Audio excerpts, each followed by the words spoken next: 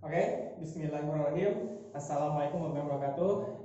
Berjumpa lagi sahabat Embryo dengan saya, dengan Kang Ardi. Di kesempatan kita kali ini kita akan membahas KTT Ekonomi trial ke-7.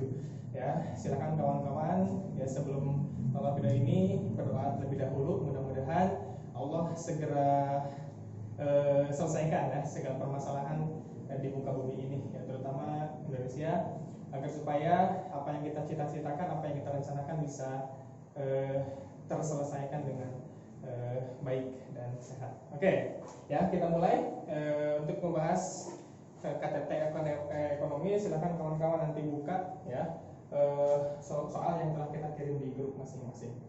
Oke, soal yang pertama ini berkaitan dengan biaya produksi, betul ya, biaya produksi. Oke, yang satu adalah biaya produksi. Di mana di sini ketahui sebuah kurva. Ya, oke, kita gambarkan kembali kurvanya atau sudahlah, kawan-kawan tinggal lihat ya. Kita bahas satu persatu jenis kurva yang ada di sana. Kurva A, ya. Kalau kita lihat di sini diawali dari titik origin atau dari titik 0, ya. Makanya kita simpulkan untuk kurva A adalah TR atau total revenue, total penerimaan, di mana rumusnya adalah P dikalikan Q. Oke. Kurva B di sini diawali bukan dari titik origin atau dari titik 0. Ya, berarti di sini kalau kita lihat ya dari pengertian yang sebelumnya pernah dijelaskan, ini adalah total cost. Di mana total ini adalah variable cost ditambah fixed cost. Oke, atau biaya variabel ditambah biaya variabel ditambah biaya total. Oke. Kurva C menunjukkan dari titik origin. Berarti di sini adalah fixed cost atau biaya variabel. Kenapa biaya variabel itu dimulai dari 0? Karena biaya variabel sendiri itu akan berbanding lurus dengan jumlah output yang diproduksi. Ya. Jadi kalau misalkan tidak produksi berarti 0 kan biayanya. Oke. Kurva D di sini menunjukkan fixed cost. Ya, ini kebalikan dari biaya variabel, artinya tidak dipengaruhi oleh banyaknya Q. Mau memproduksi mau tidak tetap akan segitu. Contohnya kayak sewa gedung. Oke, itu adalah pengertian dari kurva yang ada di soal. Oke, yang ditanyakan di sini adalah berkaitan dengan harga. Coba kita lihat A, B, C, D yang ada harganya adalah TR. Berarti kurva A. Kurva A di sini ya akan curam kalau harganya dinaikkan. Berarti jelas jawaban nomor 1 adalah A. Halo ya, secara sekian sudah ketahuan karena di antara 4 kurva hanya A yang ada harga-harganya. Oke ya, sekarang kita lanjut ke nomor 2. Nomor 2 di sini berkaitan dengan kebijakan devaluasi. Ya, di sini terjadi di perdagangan internasional.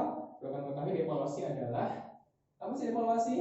Devaluasi, revaluasi gitu kan, apresiasi, depresiasi gitu kan, pernah sebelumnya dijelaskan. Depresiasi atau di sini adalah devaluasi adalah kebijakannya. Kebijakan pemerintah untuk menurunkan nilai tukar rupiah atau nilai mata uang terhadap nilai asing. Oke, kalau revaluasi berarti kan menaikkan. Ya, kalau depresiasi berarti kejadiannya karena mekanisme pasar. Kalau apresiasi berarti kejadiannya meningkatnya nilai mata uang karena mekanisme pasar. Oke, ya di sini mungkin kawan-kawan akan sedikit kekecoh ya. Kebijakan devaluasi tidak akan berhasil memperbaiki neraca pembayaran yang defisit. Kita bahas defisit. Defisit berarti nilai ekspor ya lebih kecil daripada impor. Oke, berarti jawaban yang tepat jelas adalah A. Kenapa A? Sekarang kita bahas sedikit tentang elastisitas. Elastisitas berarti di sini kita akan lihat kepekaan. Seberapa besar sih pengaruh permintaan terhadap suatu barang atau jasa karena ada perubahan harga ya. Elastis berarti lebih besar dari 1. Inelastis lebih kecil dari 1. Unitary berarti sama dengan 1. Oke, sekarang elastisitas ekspor lebih besar daripada impor. Kita asumsikan misalkan ini adalah elastisitas ekspor. lebih besar daripada elastisitas impor. Ya jelas ya, saat kita melaksanakan atau melakukan kebijakan devaluasi, ya percuma, tidak akan memperbaiki neraca pembayaran. Sudah defisit, misalkan nilai tukar rupiahnya diturunkan. Ya jelas, karena elastisitas ini lebih besar, lebih peka lah terhadap perubahan suatu harga barang itu sendiri. Berarti jelas jawabannya adalah, ya paham ya? Silakan dipahami apa arti devaluasi, apa arti elastisitas yang terjadi di soal sana. Berarti jelas jawabannya adalah oke. Lanjut kepada nomor 3. Nomor 3 di sini ya berkaitan dengan istilah yang sering kita bahas sebelumnya. Oke. Di sini ada istilah likuiditas. Ya, ada current ratio, ada quick ratio. Yang paling pasti likuiditas adalah kemampuan perusahaan untuk melunasi hutang jangka pendek. Kuncinya adalah hutang jangka pendek atau hutang lancar. Ya, kata kuncinya adalah hutang lancar. Ya, untuk membedakannya lagi, ada istilah lain kan, solvabilitas. Berarti di sini utang jangka panjang. Oke, utang jangka panjang kata kuncinya. Yang terakhir adalah rentabilitas. Oke, rentabilitas itu apa? Kemampuan perusahaan untuk menghasilkan laba. Ada 2 jenis, ya. Ada rentabilitas ekonomis, yaitu ya pembandingnya adalah seluruh modal yang ada, baik modal sendiri atau modal asing. Kalau misalkan rentabilitas kedua adalah rentabilitas modal sendiri, otomatis pembaginya hanya modal sendiri. Ya, oke. Terus ini seperti apa sih tindakan ya yang paling mungkin dilakukan oleh sebuah perusahaan untuk meningkatkan likuiditasnya? Jelas, berarti di sini harus mengadakan uang kas yang memadai. Jelaskan dari pengertian yang ada, apa yang paling mungkin dengan cara menjual saham. Karena dengan menjual saham gitu kan, perusahaan akan mendapatkan. Betul, tapi jawabannya adalah oke. Oke, berarti di sini jawaban untuk 1, 2, 3 adalah A. Nomor 4. Nomor 4 di sini berkaitan dengan ya, komponen pengeluaran belanja rutin pemerintah. Ya, mungkin sebelumnya kalau mau saya belajar penerimaan pemerintah itu apa aja, pengeluaran pemerintah apa aja. Ya, untuk penerimaan di sini ya ada 2, penerimaan pajak sama penerimaan bukan pajak. Ya dari gas, ya dari minyak bumi itu bukan pajak, ya. Dari hibah juga itu penerimaan. Pengeluaran rutin, ya, perlu kamu ketahui di sini adalah seperti yang di soal gitu kan, ada belanja pegawai atau gaji pegawai, belanja barang atau jasa gitu kan, belanja pembangunan sama bayar utang bunga pinjaman. Jadi jelas jawaban yang paling tepat untuk nomor 4 adalah Oke, karena tadi ya belanja rutin berarti belanja pegawai, belanja barang dan jasa, pembayaran utang bunga gitu kan, dan pemeliharaan atau pembangunan. Oke, selanjutnya kita langsung ke nomor 5. Nah, nomor 5 di sini kita harus memahami ya jenis-jenis badan usaha milik pemerintah. Ya, contohnya gini. Yang pertama adalah Perja atau perusahaan jawatan. Ya, yang kedua adalah Perum. Yang ketiga adalah perseroan. Oke ya. Kalau kita lihat dari 3 jenis ini, untuk membedakan yang paling simpel adalah kalau ini adalah public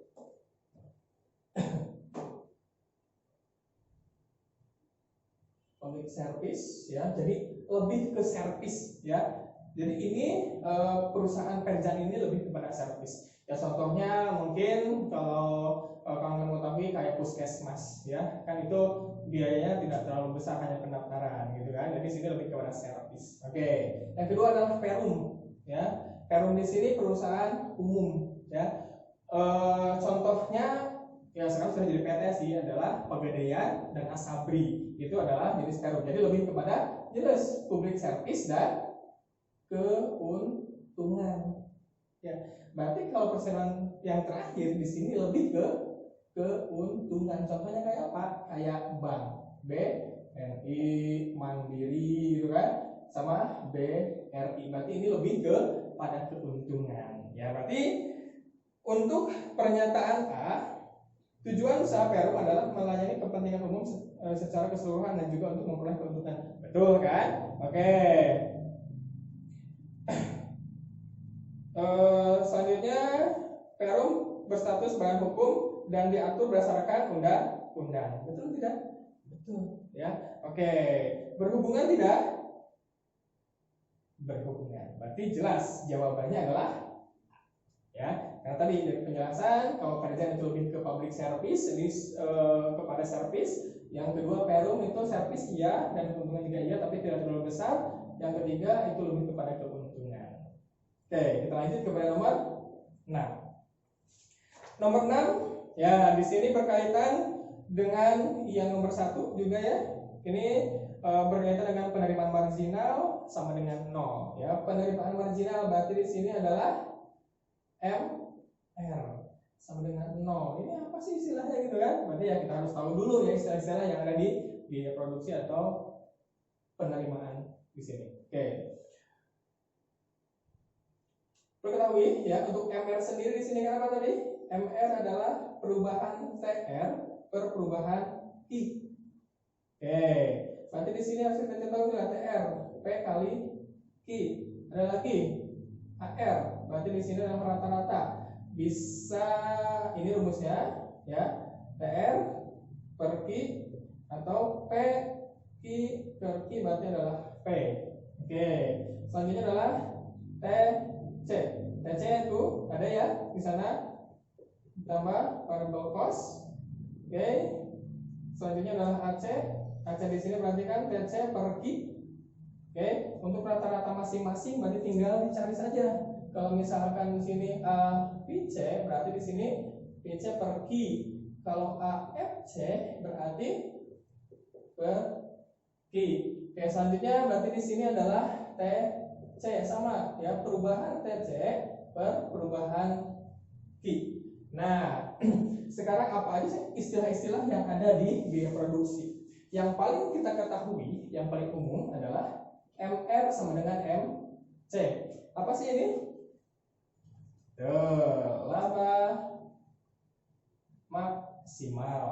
Oke, yang selanjutnya ya, tadi MR sama dengan 0. Berarti di sini maksimal, tapi bukan labanya, adalah pendapatan maksimal. Oke. Kalau semisal kita lihat lagi ya,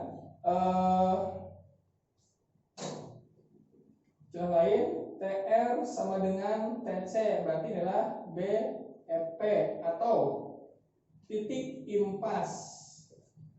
Ya. Oke. Selanjutnya kalau TR lebih kecil daripada TC berarti rugi. Oke, berarti kalau TR lebih besar daripada TC laba.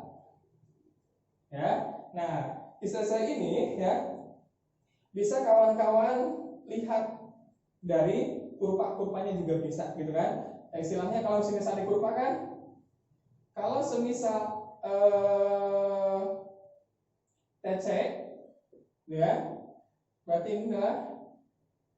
ini adalah variable cost. Nah, kalau semisal AC itu akan selalu di atas A, B, C.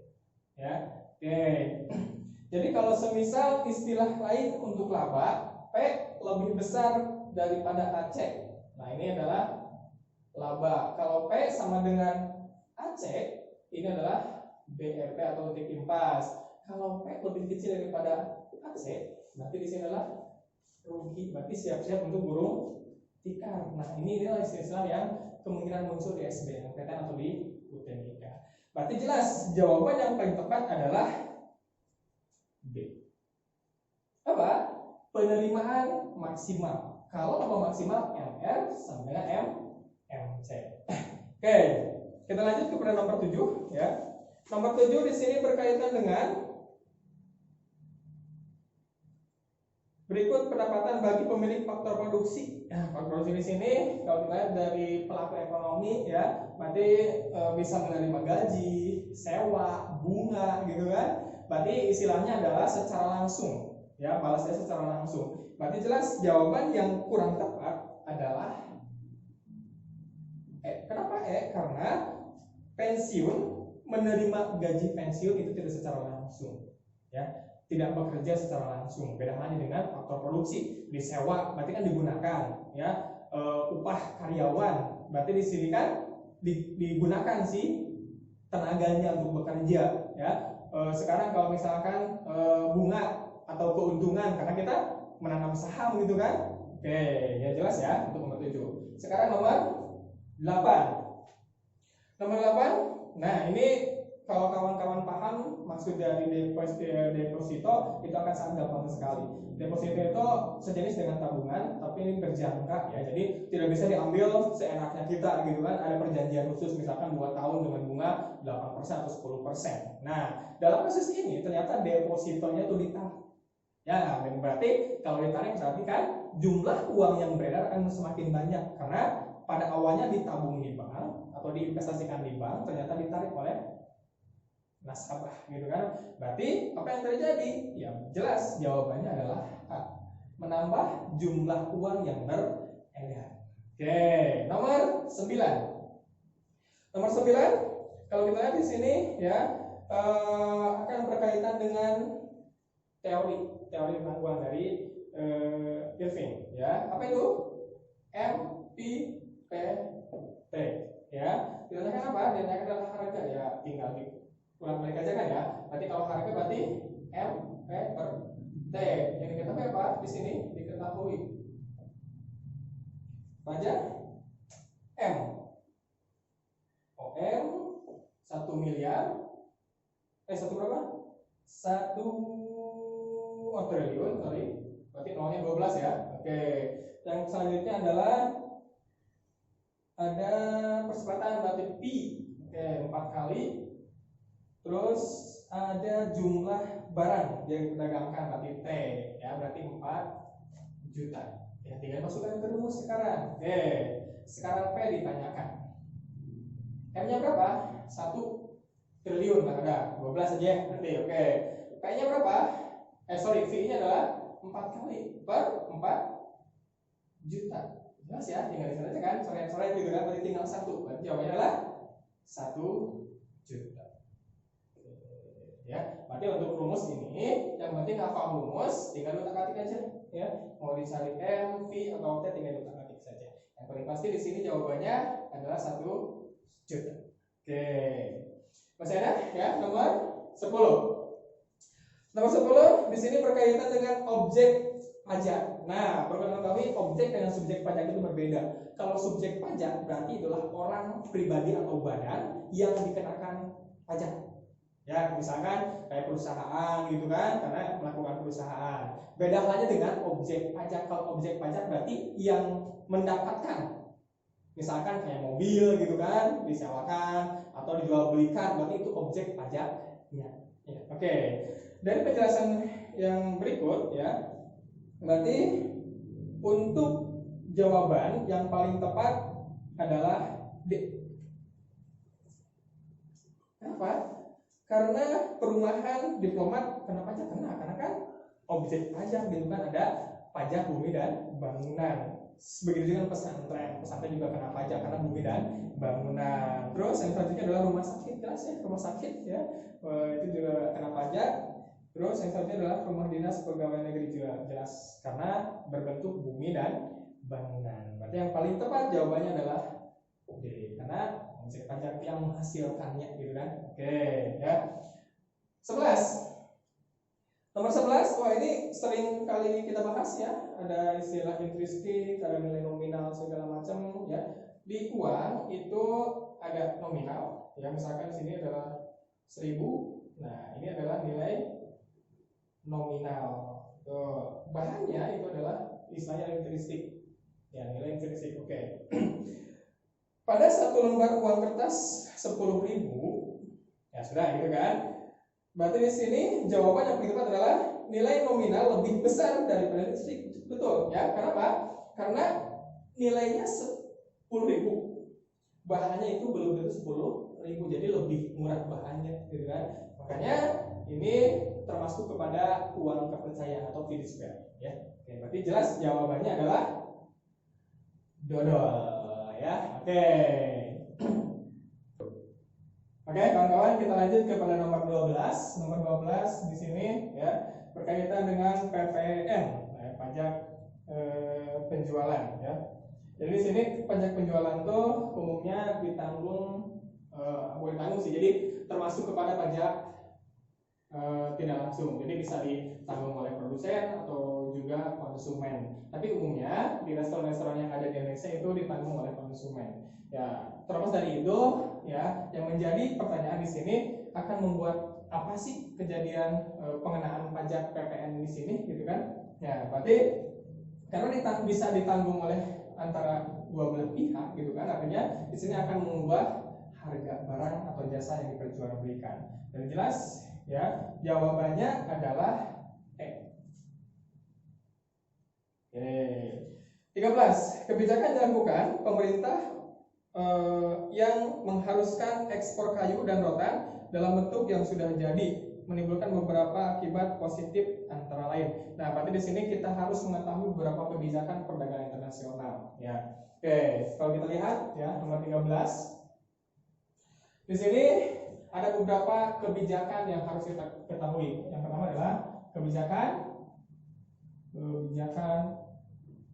impor. Yang paling pasti ada tarif kan, atau biaya masuk lah. Ada istilah kuota impor, ada dumping, ada proteksi untuk melindungi perusahaan-perusahaan kecil, ada substitusi gitu kan, untuk membuat barang yang sejenis biar kita tidak bergantungan kepada barang-barang impor ya. Yang selanjutnya adalah kebijakan ekspor. Berarti di sini ada beberapa juga ya. Yang salah satunya tadi yang ada di soal ya, untuk merubah ragam atau disering disebut dengan kebijakan diferensifikasi ya. Diferensifikasi.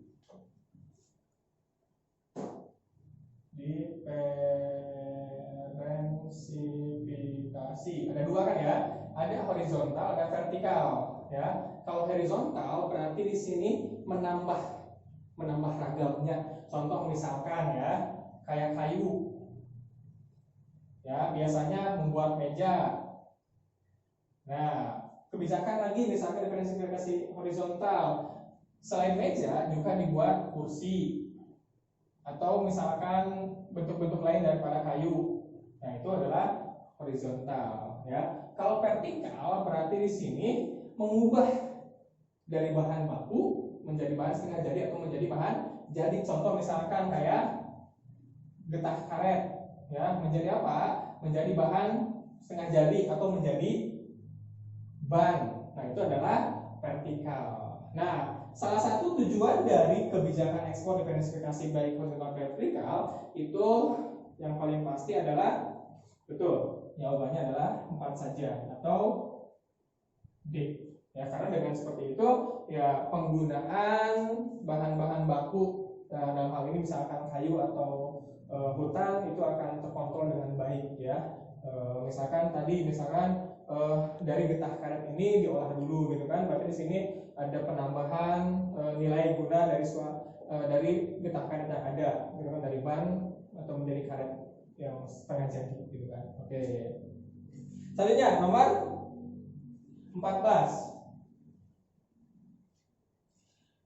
di sini berkaitan dengan biaya variabel dan biaya tetap. Harga bahan baku yang dipergunakan dalam proses produksi merupakan biaya tetap. Salah ya? Oke, salah. Kenapa? Karena tadi bahan baku itu berbanding lurus dengan banyaknya output. Semakin banyak output berarti semakin banyak juga biaya yang diperuntukkan untuk biaya bahan baku. Oke, salah. Dalam proses produksi penggunaan bahan baku sifatnya permanen. Nah, salah ya. Artinya permanen di sini untuk membuat satu roti harus ada 2 kilo ya, harus berbanding lurus kan dengan banyaknya output. Jadi salah. Berarti jawabannya adalah Oke. Selanjutnya nomor 15. Nomor 15 di sini berkaitan dengan biaya produksi ya. Di sini ada fungsi-fungsi ya. Fungsi produksi atau TC ya menunjukkan sebagai berikut. Ya, kita ubah langsung ya. 7 ini ya, sorry.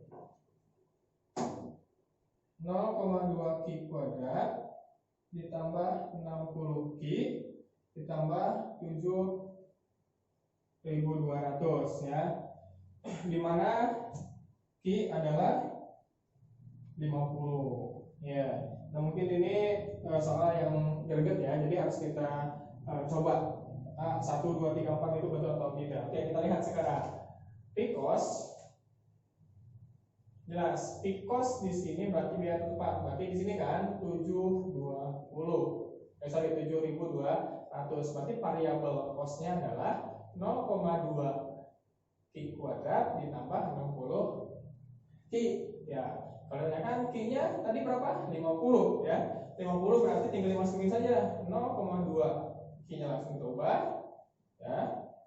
50 plus 60 kali 50 gitu kan. Berarti kita tinggal kali-kalikan saja 50 gitu kan. Berarti jelas ya. Di sini dikalikan 2.500 ya ditambah 60 dikali 300 ya.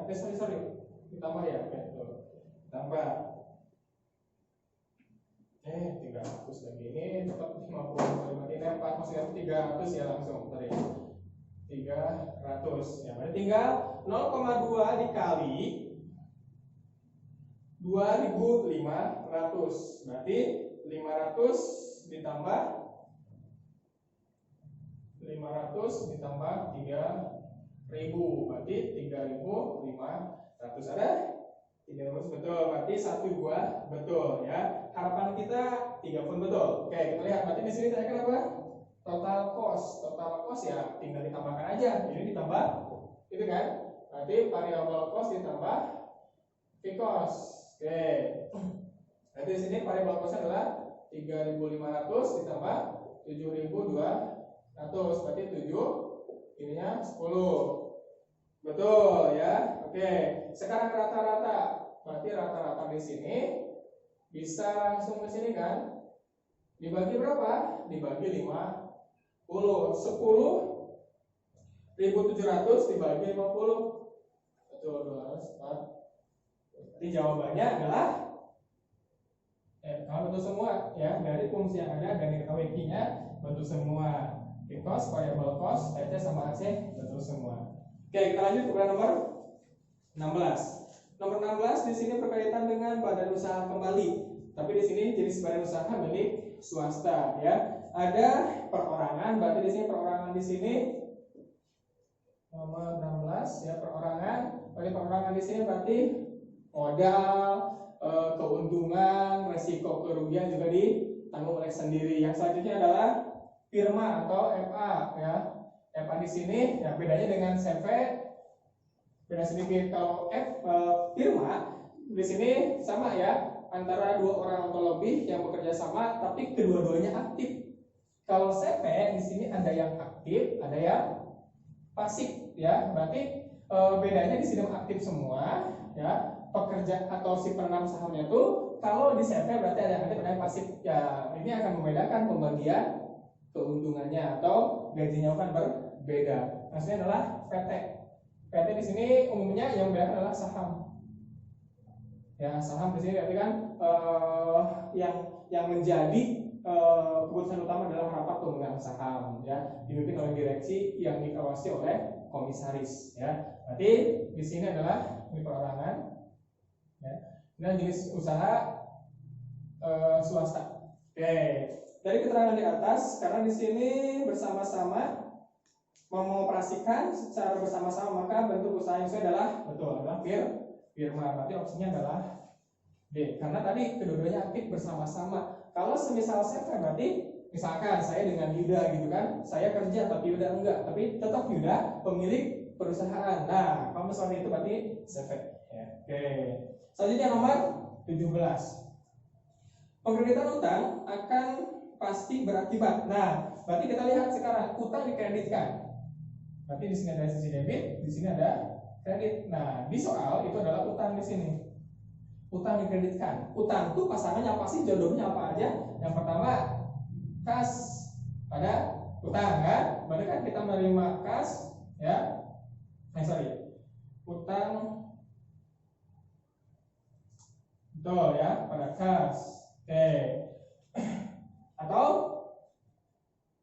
perlengkapan, betul, perlengkapan atau peralatan atau barang dagang. Jadi untuk mengkreditkan utang itu tidak harus kas, ada perlengkapan. Berarti perlengkapan di sini perlengkapan secara kredit gitu kan, karena kita menambah peralatan tapi tidak membayar secara cash gitu kan. Kalau ini pun sama gitu kan, pembelian secara kredit, berarti tidak harus mengurangi kas ya.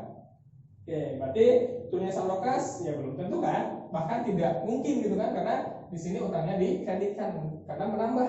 Kalau misalkan utangnya di debit, berarti kan di sini ada pengurangan cash ya. Oke. Nah, ini saldo kas ya jelas ya, bisa jadi gitu kan, tapi kurang tepat. Kenapa? Karena masih ada akun-akun yang lain yang mungkin digunakan berpasangan dengan utang. Ya, oke, selanjutnya saldo nomor yang jelas salah, tidak jawaban. Jelas jawabannya adalah A. Ya. Kenapa A? Karena A, siapapun pasangannya tetap utang akan bertambah. Karena sifat atau saldo normal utang itu tadi kredit. Ya, tergantung pasangannya kan. Awas kawan-kawan ya, jangan sampai kekecoh pada kas saja. Oke, karena kas bertambah, utang bertambah, betul gitu kan, tapi ada lain pasangan selain utang. Oke, selanjutnya nomor 18 di sini dipinjam uang sebesar 2.500.000 dilunasi secara anuitas. Ini adalah istilah pengkreditan ya, biasanya ini bunga efektif, jadi sesuai bunga pinjaman ya. Terus di sini akhir tahun sebesar 574 dan bunganya per tahun adalah 10% ya. Maka besarnya angsuran pada akhir periode adalah ya, sekarang kita tinggal cari aja gitu kan, angsurannya itu berapa gitu kan. Berarti kalau misalkan angsuran di sini 574 ya, itu adalah besar angsuran dan bunga. Oke. Sekarang bunganya berapa sih? Ya udah 10% dari 2.500.000 berarti 250 kan? Jadi tinggal tadi aja kan, sekarang berarti angsuran ya, berarti ini bunga tuh 10% dikali 2.500.000, berarti angsuran sama dengan 574 dikurangi karena kita luas kan, dikurangi bunganya berapa tadi? 250. Berarti angsurannya adalah 356.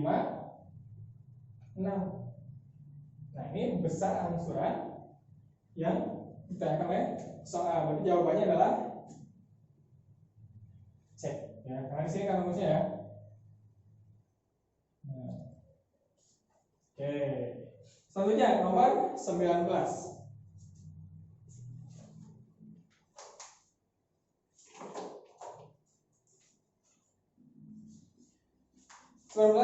Di sini ditanyakan adalah HPP, sering kita bahas ya. HPP persediaan awal ditambah pembelian bersih dikurangi persediaan akhir ya.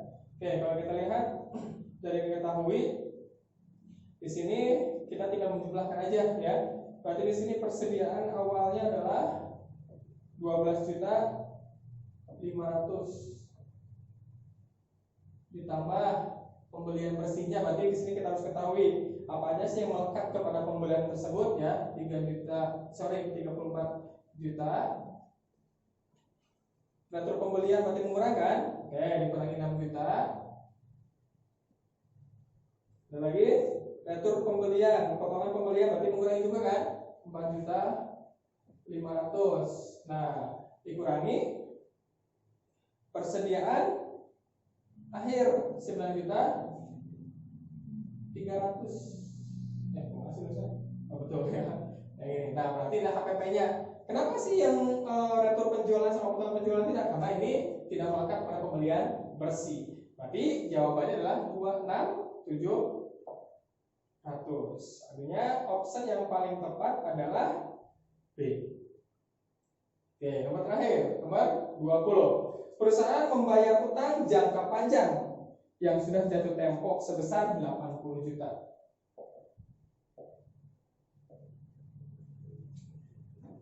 Oke, dengan tunai. Sementara modal sendiri masih tetap sebesar 70 juta. Di sini berarti ada 70 juta. Maka ya karena kan di sini pembayaran kan, pembayaran di sini berarti utang berkurang, ya. Apa yang berkurang kembali? Karena gini nih, H sama dengan U plus M. Ini sudah ketahui tetap 70 juta, gitu kan? 70 juta biar sama. Saat ini berkurang 80 juta. Berarti apa yang berkurang di sini? Ya harta kan? Harta juga berkurang 80 juta. Harta di sini bisa berbentuk apa? Ya kalau misalkan ini sebelumnya adalah utang piutang berarti piutang. Tapi dalam hal ini adalah hanya aktiva saja, ya sudah. Berarti kan aktiva itu harta. Berarti harta berkurang sebesar 80 juta. Berarti jawabannya adalah oke kawan-kawan. Ya ini pembahasan dari ekonomi tryout ke-7. Mudah-mudahan bermanfaat. Ya kawan-kawan tetap semangat. Karena UTBK menanti kalian meskipun jadwal tepatnya belum bisa diumumkan secara resmi. Tapi kemungkinan ya setelah wabah ini selesai, ya mudah-mudahan bulan puasa sudah beres gitu kan urus ini, dan kemungkinan akan dilaksanakan setelah lebaran ya. Mudah-mudahan kawan-kawan selalu disehatkan, keluarga juga selalu disehatkan gitu kan, dijauhkan dari segala sesuatu yang bisa membahayakan kita. Amin ya. Sekian pembahasan dari saya, mudah-mudahan bermanfaat. Saya tutup ya dengan mengucapkan alhamdulillah bersama-sama. Alhamdulillahirobbilalamin ya. Selamat gila pokoknya semangat. Assalamualaikum warahmatullahi wabarakatuh.